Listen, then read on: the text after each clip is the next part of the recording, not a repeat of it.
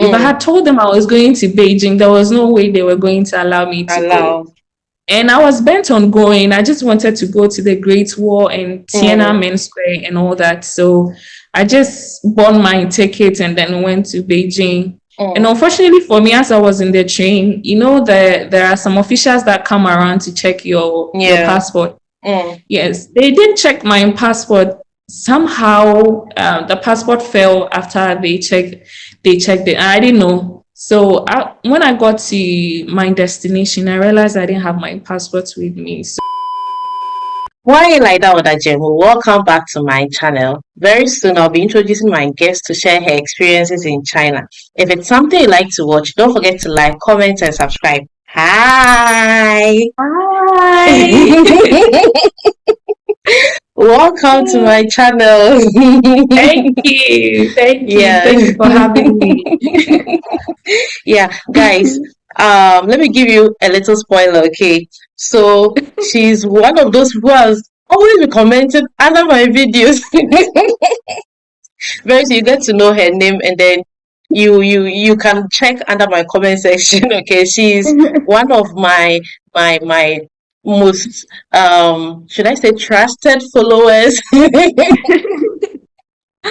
Yes, and thank you very much for promoting my channel and everything. You're welcome. You're doing great. You're doing amazing. Thank you. Anyway, can you introduce yourself to my followers, to my subscribers? Yeah, sure. So my name is Amma. I'm Ghanaian and I'm currently in Ghana. I did study in China from 2018 to 2022. Yes. So basically that's about me. Okay. Very short. Okay. Very short. Yeah. So very soon we'll get to know more about her. Okay. You said you studied in China. Why China? Yeah. Why China? It's a long story. I hope you have the time. Yes, I have all the time. Let's start from the beginning. Okay. So when I was in level 400, that was 2016. I actually attended UCC. When I was in level 400, someone sent me a friend request on Facebook. Okay, and it was this man. Usually when someone sends a request, I just go through to see if I have some mutual friends with the person before I accept the person's request. So upon checking, I realized that our mutual friend was my teacher back in high school.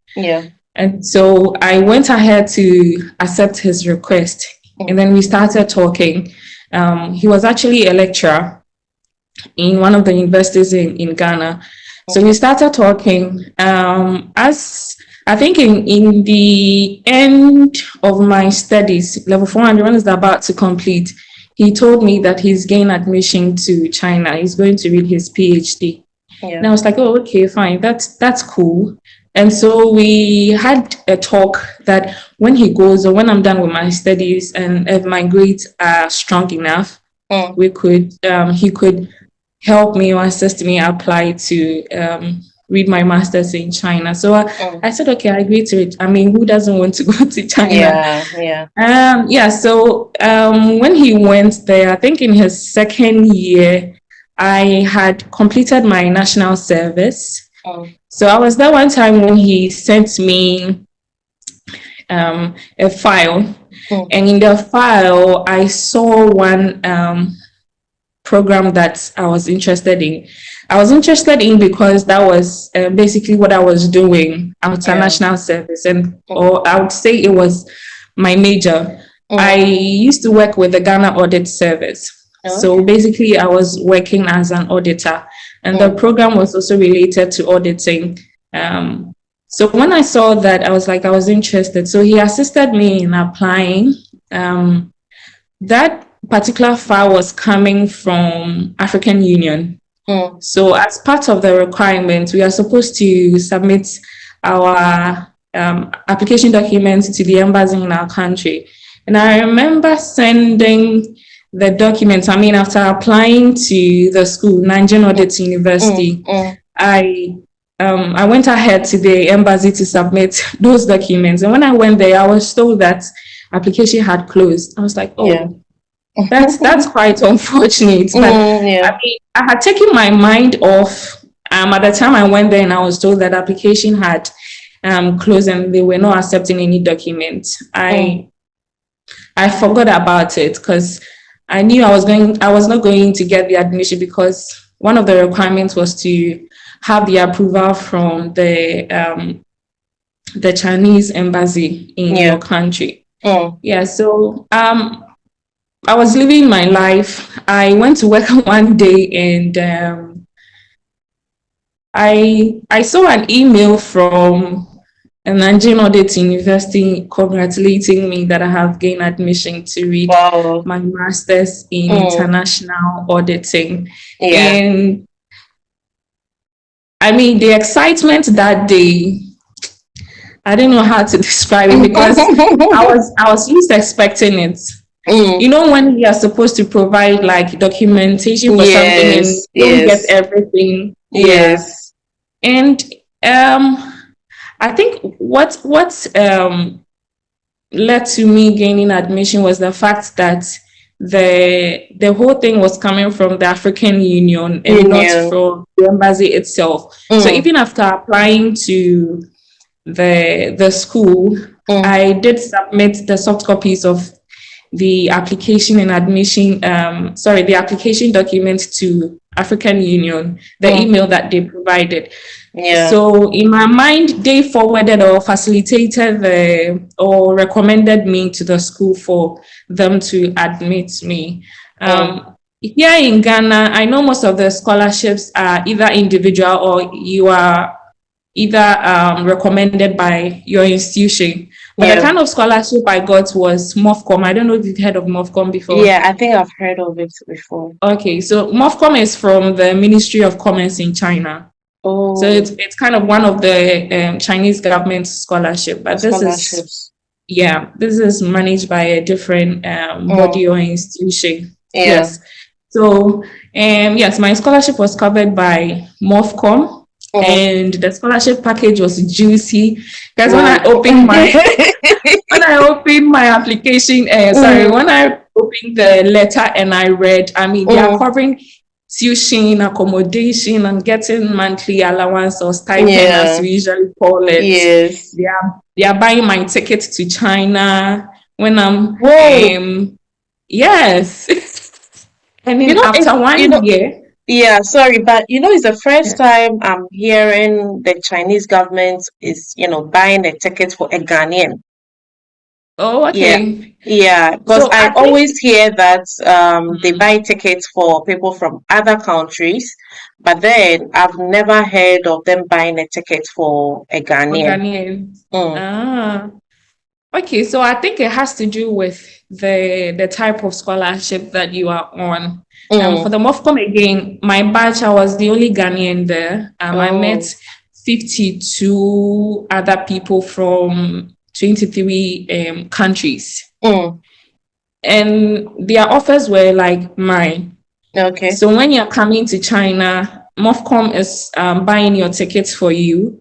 1 year after studies, they buy tickets for you to go back home to meet your family or unite with your family, and then buy tickets for you to come back to China. After your studies, they also buy tickets for you to come back to Ghana. And I think it has to do with the fact that the MOFCOM was purposely made for government officials.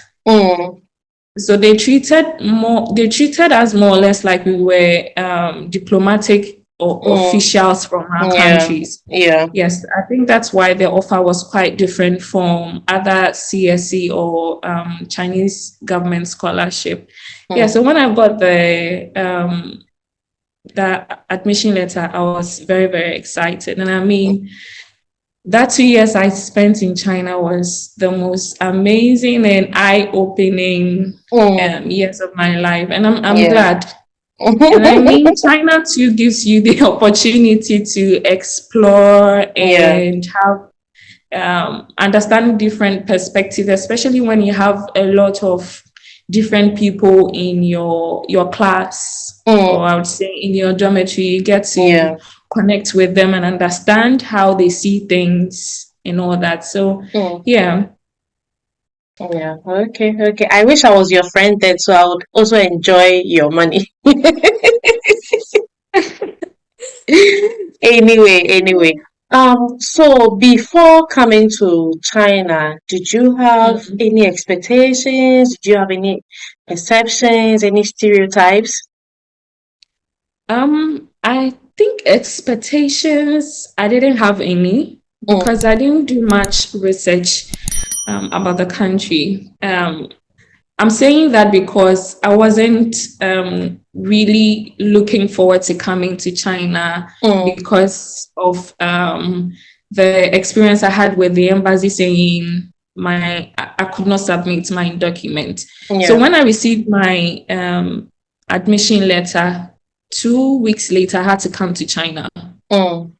So it was that fast. I didn't have the time to read about the country or anything. So honestly, I didn't have any expectation. But when I came there, oh my God, everything was nice. Talk of transportation, talk of food, everywhere beautiful. I mean, there's a lot to say about China. So even if I had expectations, I would say everything that happened in China exceeded my expectations. And some of the myths that I had coming there would probably be like China is very closed off. Most of the people there are Chinese. You would hardly see foreigners, but it wasn't the case when I came. I saw a lot of foreigners there. So yeah. Okay. So you were coming from a country that speaks English. Okay. Yeah. Did you ever think you would be able to survive in China because you couldn't speak Chinese then? No, I really didn't think that much because my program was going to be in English. So I felt if the program is in English, then I don't have any issue. And there were a lot of African students that were also in my class or coming from other countries. So I thought it was going to be easy. But I mean, the Chinese language, if you're coming to China, obviously you have to learn in order to survive in the country. So and I'm someone too who is very easy when like I find it very easy when it comes to learning new languages. So I would say learning of the Chinese language too was awesome. It was just an add-on to it. Okay. I guess you are very fluent in Chinese then. Hi K. Yeah, high K. We are all high K. Anyway, so was coming to China the first time you ever left the shores of Ghana? The first time, you're going to laugh about this one. The first time will probably be from Paga to Burkina. From Paga to Burkina is on a bike, I guess. Yes, on a bike. I mean, on a more serious sense, yes. China was the first time. I mean, going to China was the first time I had to travel outside the country, especially on plane. And that was the most traumatizing, like, travel experience I had. I mean, the first time, I didn't know what to expect. So when I was going, I didn't really eat much. I think from Ghana to Ethiopia, they gave us some rice and bread. And then when we got to Ethiopia, we had to lay over for 3 or 4 hours before taking on another flight to Beijing. And then from Beijing to Nanjing. And one experience I had that I didn't like much was about the transfers. And the luggage limit, on international flights they give you 46, but when it comes to the local flights, they only limit you to 23. And as I was going, I made sure that I had a lot of Ghanaian food, and they are heavy. So Yeah. I got to Beijing as I had to transfer to the Nanjing terminal, or the terminal to lead me to the Nanjing flight. I had to offload some of my items, which wasn't a pleasant Oh. experience. So yeah. Oh, okay. So is it that you bought your ticket straight to Nanjing, or you bought to Beijing and then from Beijing you took another one to Nanjing? I'm asking this because when I was also coming, my flight was from Ghana to Nanjing. I kind of Mm. experienced what you experienced in Beijing, but then I told them my ticket was from Ghana to Nanjing, so there was no way I was going to pay any extra. And funny enough, I couldn't speak their language. And then I told myself, if they were not going to attend to me, I wasn't also going to leave the queue. So I think they got angry. It can be They very just allowed dramatic. you. They just allowed, your Lucky star can you. be very dramatic when it comes to some of these. Like, I don't mind displaying, showing all my characters to get what I want. Yeah, so I Lucky think I you. was I was lucky. Yeah. Yeah, I'm lucky that one person, when you don't expect me to do certain things, that's when I'll do it. Anyway, sorry, because those Ghanaian foods. Ay. Sorry. Don't worry. Anyway, so you are in Nanjing now. You went to your Mm. school. How did you see your school? Was it what you were expecting? I know you said you didn't have any expectations, but then was it what you were expecting? I would say for the school in particular, I had some kind of expectation, and Mm, my expectation was mainly around how the students are going to treat us, especially we being Black. mm, And there were a lot of news all over social media mm, in the West, all the propagandas that you can think of about yeah, China being racist towards mm, Black people. So that was one stereotype or mm, expectation that I was looking forward to. But yeah, unfortunately or fortunately for me, it wasn't the case, mm, right? So they were very receptive, especially when it comes to the IEs. mm. IE will worship you from head to toe. I mean, they would want to talk to you, Yeah, feel your hair, and all that stuff. mm, And also, when it comes to the officials at the SIE, School of International Exchange, mm, they were also mm, helpful, making sure that our integration or our settling down was as seamless as possible. So I would say, yeah, they exceeded our expectation. The fact that when you're on campus and you're even looking to go to somewhere or you're lost, the mm. Chinese students will leave whatever they are doing and just take you to wherever you are going to. So yes, expectation was met for that side. Okay. Sorry. So, how was your relationship with the other international students? Because I believe there were, like you stated earlier, you met Mhm. people, I mean, or students from other Yeah. countries. How was the Mhm. relationship like? Since I believe this was the first time you had come into contact with, you know, people or Mhm. students from Yeah. different countries. Yeah. My relationship with them was very cordial. I mean, even before going to the first class or entering the Mm, first class, I just wanted to keep an open mind. And one thing that I am very happy about is the fact that I was the only Ghanaian among the 52 students that came from all over the world. mm, And I'm saying this because if there was any other Ghanaian, I would have gravitated towards the person yeah. instead of like getting to know other people from other Mm, nationals and mm, understand their culture and all that. And so for me, I had a lot of connections, or I had a lot of friends that I could speak with, hang out with, to understand their perspective when it comes to things, understand their culture, why they do this and why they do that.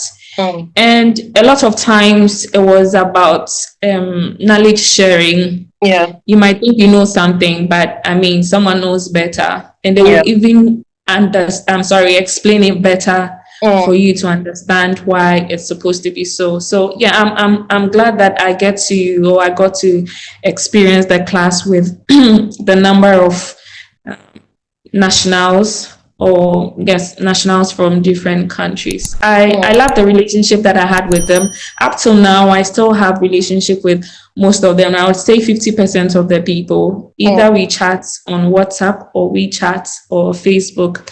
Yeah. So I'm happy that even after the studies, we are still keeping in touch. From time to time. Okay. So you arrive and then you start going to class. Did you find any similarities between, studying in China and then studying in Ghana, or any differences? Similarities, I would probably say when it comes to the seriousness of the courses that we take. So in Ghana, for instance, when you go to class, I mean, they make it compulsory for you to go to class. Yeah. And if you don't go to class, it goes against you. Either they deduct you some marks. I can't remember, there was this teacher of ours back in China. He used to do that because he knows international students don't sleep early, because of the time differences. Usually when it is morning in Africa, it's night in China. And when it's night in China, so some of the students oversleep and to class. So in order for him to curb that kind of behavior, he introduced that if you don't come to class, I'm going to deduct marks and all that. So I would say, I don't know if it is general with Chinese school, but that's the experience that I had with my going to class. And one thing that was peculiar, or the different method of studying, I would say, is the practicality. Myself, I majored in auditing. So back in school, when we were doing auditing and when we were reading auditing as part of the courses that we had to complete, personally, I didn't like it because it was more theoretical and the practicality was like very little or none. So I didn't really understand what was going or the whole concept of auditing, right? But when I came out of school and started practicing auditing, that was when I started appreciating the theory side of what I had studied back in school. But when it comes to China, it's not like they are feeding you with these theories. They are giving you practical cases. I'll give you an example. One of the courses that I took was UN audit. And one of my teachers, or the person who was teaching us the UN audit, was one of the auditors for UN. And we took a case study when it comes to peacekeeping. And he gave us a classical case that we have to look into when it comes to risk assessment or planning and auditing. The kind of investigations that you have to do in order to get your reports, in order to give the feedback or conclusions on what you have investigated. But back in school, we weren't giving that kind of experience. As I said, it was mostly theory. So I came to appreciate the fact that everything was practical when we came to China. And one other thing too was after they have given you the practical side, they just let you go out there, do your research, and then come and present something to them.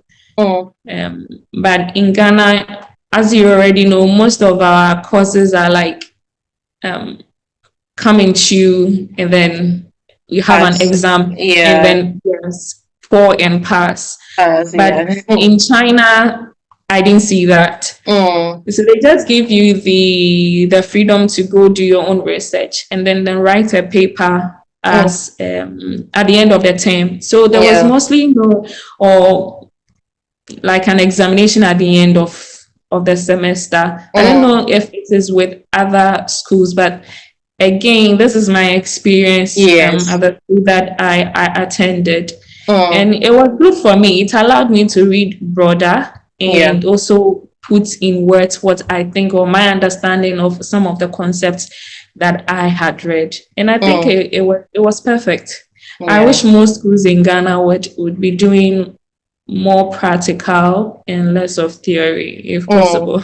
If possible. Okay. Yeah. So you mentioned earlier that you came in 2018. Yeah. Yes. And then 2019. And then 2020 COVID. I know where I'm going into with this. My COVID experience. Your COVID experience. If you were here around that time, I believe, people who were here around that time, I believe, experienced, that COVID, drama. Yeah, true. How was your experience? My experience. One experience that I'll never forget is probably this when I traveled out of campus. So my school knows that my school used to know that I had friends in Xiamen. I don't know if you've heard of Xiamen. Yeah, I've heard of it. So I had some friends at Xiamen Dashwith. So one of the semesters I went there and then I came back to school. So during the COVID era, I think in the peak of it was somewhere in January. It started in December, right? So early January, I decided to visit a friend at Beijing. And instead of telling my school I was going to Beijing, I just told them I was going to Xiamen. And I said that because at the time, Xiamen was not recording any cases of the COVID, but Beijing was. If I had told them I was going to Beijing, there was no way they were going to allow me to go. And I was bent on going. I just wanted to go to the Great Wall and Tiananmen Square and all that. So I just bought my ticket and then went to Beijing. And unfortunately for me, as I was in the train, there are some officials that come around to check your passport. Yes, they did check my passport. Somehow the passport fell after they checked it. I didn't know. So when I got to my destination, I realized I didn't have my passport with me. So what I did was I slept. The next day, myself and my friend, as it's supposed to be, we just went to the airport. They have a section there that is called Missing and Found Department. So we went there to report the case, hoping that someone might have dropped it there, right? We went there, we didn't find it. And we left my contact, hoping that we get someone to call to return the passport. That didn't happen. So fast forward, we went to Ghana Embassy at Beijing, hoping that they could write a letter for me to use to board a plane back to Nanjing, because at the time the cases were increasing. It was becoming serious. If you're reading the news as of January, you could see how serious the thing was going. It was scary. I went to the embassy. The embassy had closed because of the same COVID. And I was so scared. I was wondering how I was going to get back to school, because at then they were taking a roll call. They were asking all those who had traveled outside the city to come back. So we went to the nearest police station, and then we got a letter that allowed me to board a plane back to Nanjing from Beijing. That was in January. And I think I was there somewhere in May. My big sister called me that a Chinese number had called, and she thinks it's because she thinks it has to do with my passport. And I think one thing that I did, or I am lucky for, is the fact that my sister's number was behind the passport as my emergency contact. So the Chinese lady who had seen the passport called my sister, and my sister also informed me. So I had to call the Chinese lady, and she sent the passport over to me. and she took nothing. I was even offering to give her something. You know how Chinese are. They are so good. Sometimes you even want to offer them something and they just reject it. So that's one of my experiences. And that wasn't even the worst part. So listen, when I go back to campus, because I had told the teacher that I went to Xiamen, and they wanted the tickets that I bought from Nanjing to Xiamen so that they can track all the trains to see if there were any recorded cases before they can quarantine me. Or if it would prompt them to quarantine me. And I told them I had lost my passport together with the tickets. Okay. And they was okay. If that's the case, then we have to quarantine because we don't know if you came into contact with any affected person. I was quarantined for 1 whole week, and that was the worst day of my life. I felt like I was in prison. Yeah. I will come and check my temperature, and then she would just run off. I even asked her, "Ayi Zamala," and she would say, she just go running. She was scared. Yeah, she was scared. My teacher called me. She was asking if I was okay. I said I was fine. Said that you have to take me to the hospital to test me. Okay. We went to do the testing, and I tested negative. And then they brought me back to school. I think after a few weeks, then there was this major lockdown where you don't have to go anywhere. Yeah. And I think I have told you this before. When it comes to Nanjing Audit University, it's just one student in a room. Yeah. Yes. So imagine being in a room all alone. You can't see anyone. You can't talk to anyone. Yeah. It was like psychological, like frustrating. You can think of all the bad things, all the things that would happen in your head when you are alone like that. You feel like you're going to die and all that. And some of the funny experiences is the fact that they have to take money from us. Like, I mean, WeChat, you send money. Someone will go to the market or supermarket to buy some stuff. And they will leave it at your door. They will just knock, and then you open your door and pick away. By the time you even opening, the person is already gone. We were doing mostly everything inside the room. And yeah, it wasn't the best experience, but we are happy that after a few months, they just let us out to walk around on campus, not necessarily go outside, but just to walk around campus, which was very, very good for us, especially when it comes to like psychological aspect. I mean, you can imagine being in the room all alone, not talking to anyone, the effects that would have on your mental health and all that. So yeah, we appreciated the fact that there was that aspect after the whole lockdown. So yeah, and also I can't forget this. You remember Nooks had some food be from the Ghanaian government. There was kenkey, there was shito, there was gari. Oh, of course, I enjoy the kenkey. I received some kenkey from my rep. I mean, the Ghanaian rep in my school. I forgot to mention, there were actually some Ghanaians in my school. They were doing a reading finance. There were 3 of them. But when it comes to my program, I was the only one. So in all, we were 4 Ghanaians in Nanjing Audit University. Yeah. Yeah. So that was a traumatizing experience.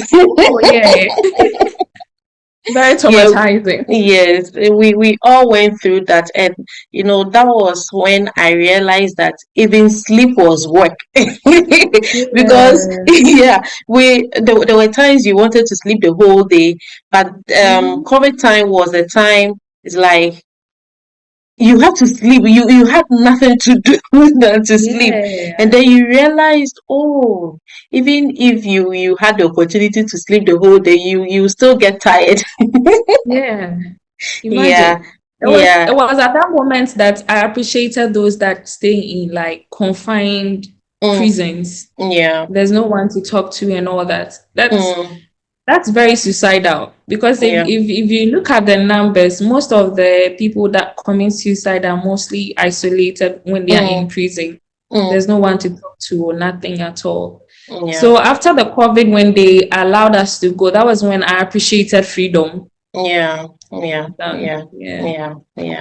Freedom is very, very important. Anyway, did you travel to any parts of or any cities in China? And were there any differences? Were there any similarities in these Yes, cities? Yeah. yeah, I did travel to Beijing. Apart from the fact that that was my landing Mm, location when I yeah. first got to China. I went back there. I went to Xiamen, um, specifically the Xiamen University, because I used to have some classmates there back Mm, in UCC. And I also went to Hangzhou. mm, For Hangzhou, it was the school organized an excursion on a trip to yeah. the place. So these are the three cities that. Oh, I also remember going to Shanghai, but Shanghai was just a brief trip. It was just a day Okay. trip. Then Mm, I got back. okay. Okay. Okay. But What was your for being in mm, Nanjing, I'm mm, sorry to cut you. no, it's Being fine. in Nanjing was fun. I really Mm, didn't know why I had to go to other cities. The reason why I went to Xiamen is because I had friends there. I went to mm, mm, Hangzhou because the school was taking us there. mm, Right. I really wasn't open to exploring other cities because I felt like most of the things were in Nanjing. Because mm, being in Nanjing, I was, because of the people that I was connected or close to in my class, almost every weekend or every 2 weekends, we're going somewhere, either zoo, or we are going to the park, or we are going to Fuzimiao, like a lot of places in Nanjing City that we did explore. Probably that was the reason why I didn't go to most places in China. yeah. Yeah. Yeah. Okay. Yeah. And like you stated earlier, like there's everything here in Nanjing. Yeah. Nanjing. I always tell people you could start kindergarten and even retire here in Nanjing without traveling to any part of China. Yeah. And which is not so where we are coming from. It's Yeah, like where we are coming from, you always have to, travel to the big cities to, seek greener pastures and all that. yeah, Yeah, so, and there are times you even tell people back home, you've never been to this place, you've never been to that place, and they are surprised. One, China is yeah, very big. You can't travel around China, that easily. Okay. Yeah. yeah. And two, like if you have nothing to do in the other cities, like you're not even pushed, yeah, to There's no travel. motivation to go. There is no motivation because, like I said earlier, there is everything here. Okay. Mm. So coming from Ghana, where you were used to taking trotro, where you never saw a train, okay, and then you come to Nanjing, you are seeing all this. Mm. How did you feel? Oh my God. I can't even begin to explain the complexities when it comes to the metro lines. Mm, Because I think, is it line 3 or line 7 that is the longest when it comes to Nanjing? mm, I could go and look at the map, the metro line, and then I'll look and say, oh my God, so all these places is Nanjing. yeah. And the fact that you can easily move from one location to the other Mm, is amazing. I mean, you can never get missing in yeah. China, or I'd say Mm, Nanjing because I stayed in Nanjing. mm, If you feel like you are on the wrong train, just get out, look on the yeah. metro line, the map there, and will take you back to wherever you are going to. Mm, So transportation was very easy. I think it's one of the things that I appreciate about China, the ease at which you can move from one place to the other. mm, As you said, from where we come from, it's not as easy as it is. And in these fast trains, although we have trains in Ghana, I mean, you know how it works. Some of them they don't even work at all. Yes, and the yeah. fact that these trains are I'm sorry, very fast Mm, and are also packed. I think that one of the shocks I had in my early days was the number of people that I found in a train mm, moving from one place to the other. It's like everywhere is choked. You can barely breathe in the train. So when it comes to transportation, China it's on top of things. I love how their transportation system is. Okay. Yeah, I also love how, China's transportation system is. And let me add on, okay, since you left, they've added more lines. Hey, Yes, uncountable. I don't know. I think when you were here, is it? Now I've even forgotten the airport line used to end at the airport, right? Yes, It has been extended. Wow. Yes.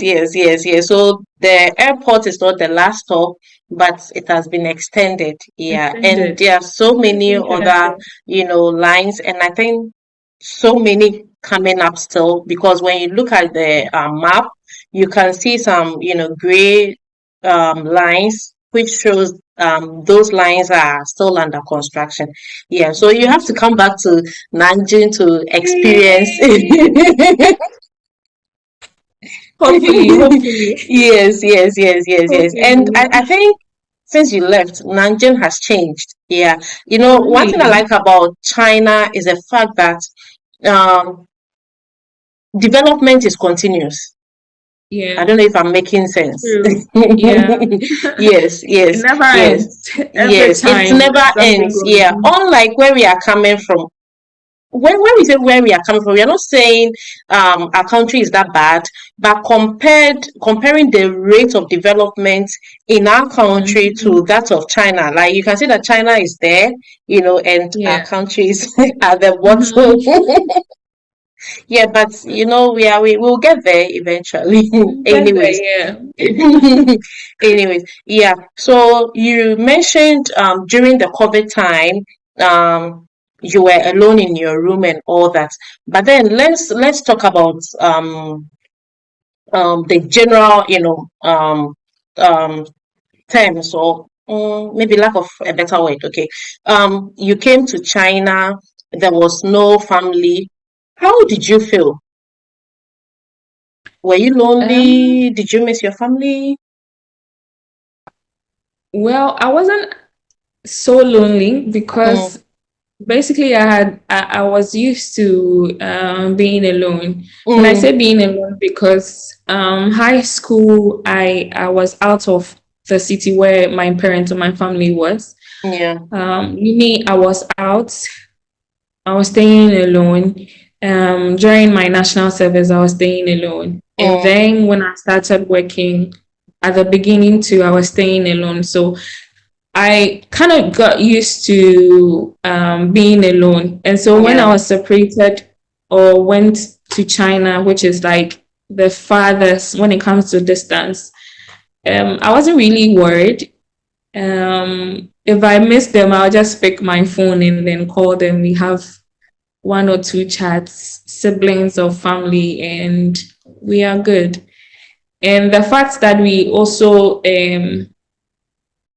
had some kind of connection or relationship with other people, especially when it came to the African students, you more or less become like a family.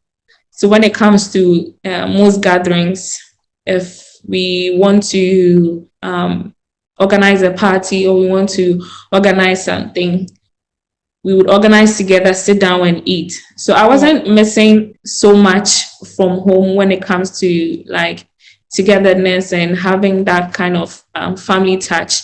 And I'm also very happy that I was open to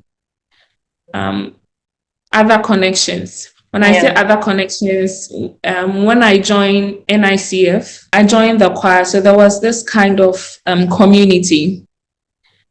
We were used to having choir practices at Ho High and other universities and all that.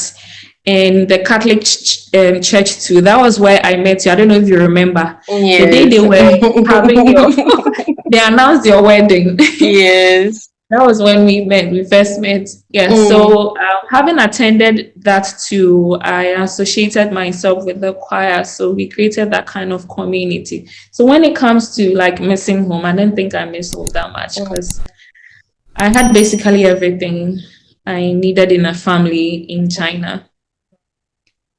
Okay. What's your favorite Chinese food?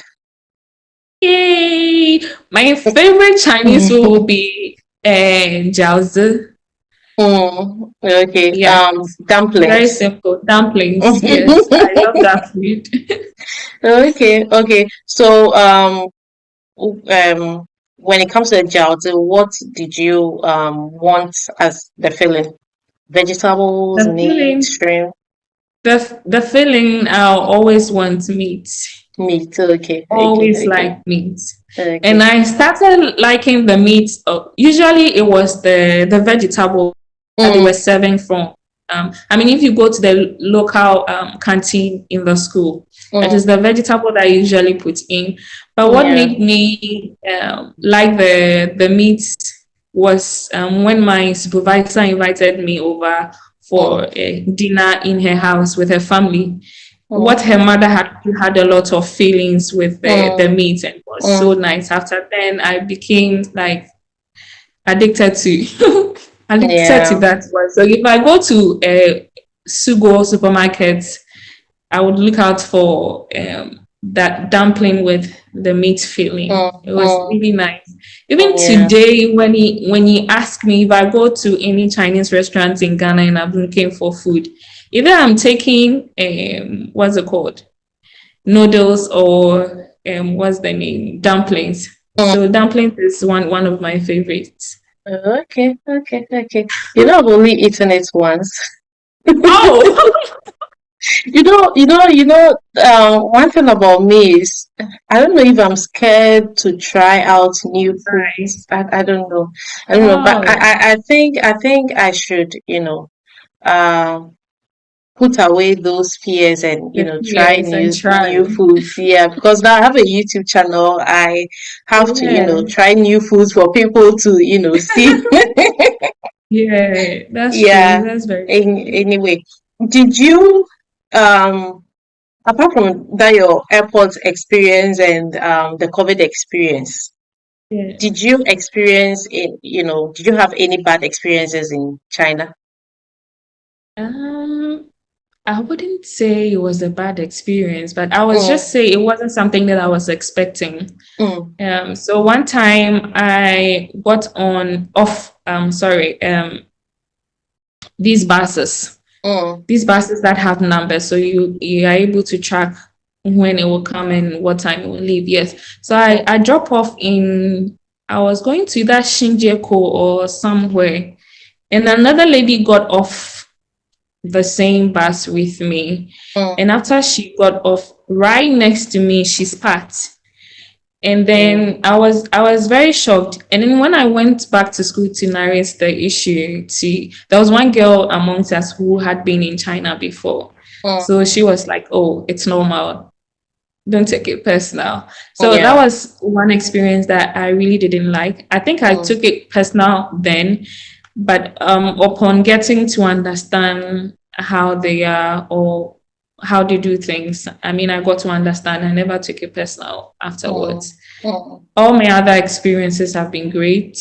yeah. And I think one of the experiences that I probably um, enjoyed or was fun, I wouldn't say enjoy, but it was funny, Mm, is the fact that when you go to a local markets, these old women, IE and mm, all that, they will come and touch your hair to see if the braided hair is your natural hair or it's an yeah. artificial hair. They come Yeah. to touch your skin and all that.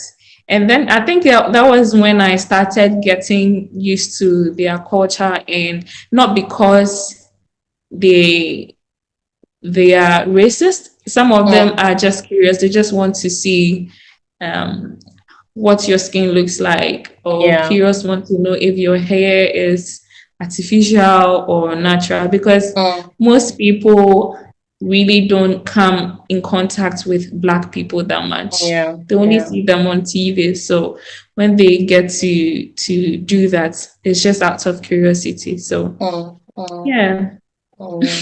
okay. Yeah. Any good experiences? Yes, I had a lot of good experiences. One is, I think my friends made staying in China very exciting. I say that because we had a lot of activities going on, and we were involved, and the associations that I had, that sense of belonging to was there. They look out for you when you're not well. They check up on you and all that. And the experience I also had with my supervisor was great. I had a very great relationship with her. Even up to now, we do check on each other and all that. I used to have a key to her office. I used to go there to study at night, and then morning when she comes to campus, I go and deliver the key to her. And I used to go to her family house to have dinner and all that. It was a great, overall, I had a great experience in China, honestly.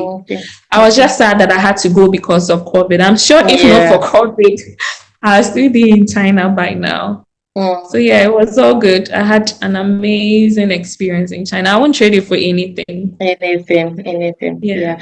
Apart from the spectacle, any other cultural shocks? Any other cultural shocks? Yes. One thing is, I noticed that most of them used to smoke. And the explanation I had was because it was cold and they needed to cool their body off, especially during winter. Yes. And yes, I think that was the cultural shock I had, the most cultural shock I had. Because where we come from, again, you can't openly walk around or even on campus and smoke. Yes, you have to go and hide and do that.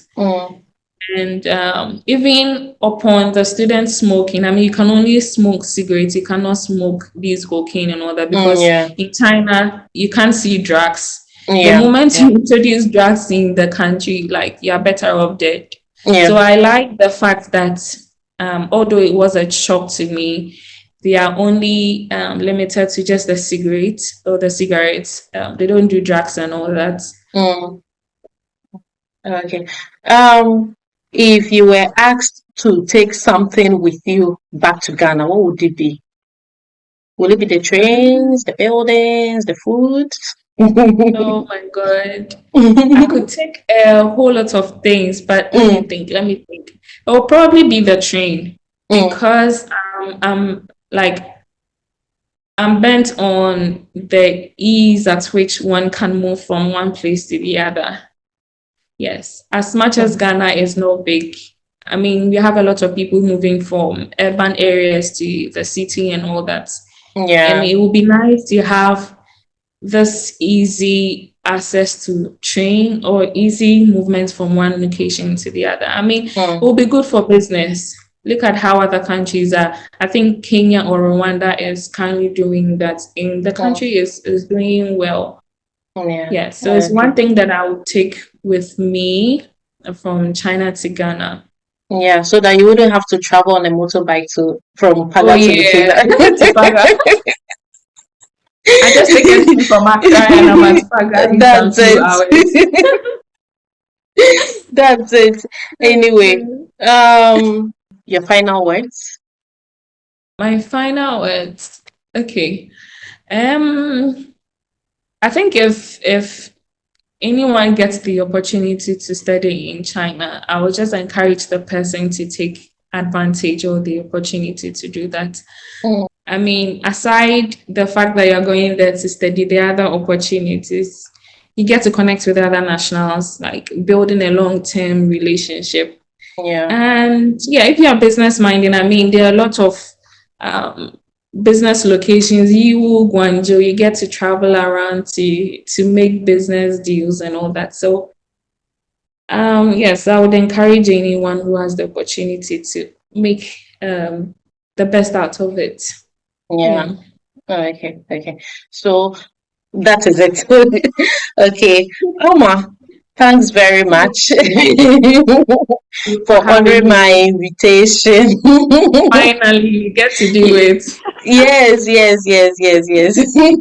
Thank you so much for having me. I'm honored. Okay, guys, if you enjoyed watching, don't forget to like, comment, and subscribe. Bye. Bye.